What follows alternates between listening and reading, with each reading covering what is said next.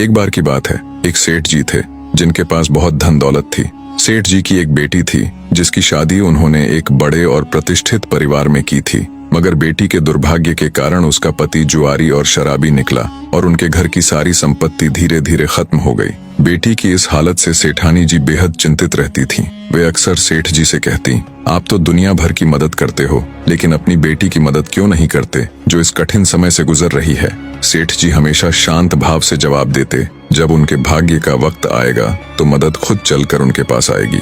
एक दिन सेठ जी किसी काम से बाहर गए हुए थे, तभी उनका दामाद अचानक उनके घर आ पहुंचा। सास यानी सेठानी जी ने दामाद का आदर सत्कार किया और सोचा कि क्यों न अपनी बेटी की मदद की जाए। उन्हें एक उपाय सूझा। उन्होंने मोतीचूर के लड्डुओं में सोने की अशर्फियां छिपाकर रख दी ताकि दामाद को यह लड्डू देकर उसकी आर्थिक मदद हो सके। सेठानी जी ने दामाद को विदा करते समय 5 किलो शुद्ध घी के लड्डू जिनमें सोने की अशर्फियां थीं, उसे उपहार में दे दिए। दामाद लड्डू लेकर वहां से चला, लेकिन रास्ते में उसने सोचा, इतने भारी लड्डू घर तक ले जाने का कोई फायदा नहीं है, क्यों ना इन्हें यही बेच दूं। उसने पास की मिठाई की दुकान पर लड्डू बेच दिए और उन पैसों को अपनी जेब में डाल लिया। संयोगवश उसी दिन सेठ जी घर लौटते वक्त मिठाई की दुकान पर पहुंचे और उन्होंने घर के लिए कुछ मोतीचूर के लड्डू खरीदने का सोचा। दुकानदार ने वही लड्डू का पैकेट सेठ जी को बेच दिया जिसे कुछ देर पहले दामाद ने बेचा था। सेठ जी लड्डू लेकर घर पहुंचे और सेठानी जी को लड्डू का वही पैकेट दिखाया। सेठानी जी ने जैसे ही लड्डू का पैकेट देखा, वह चौंक गई। उन्होंने एक लड्डू तोड़कर देखा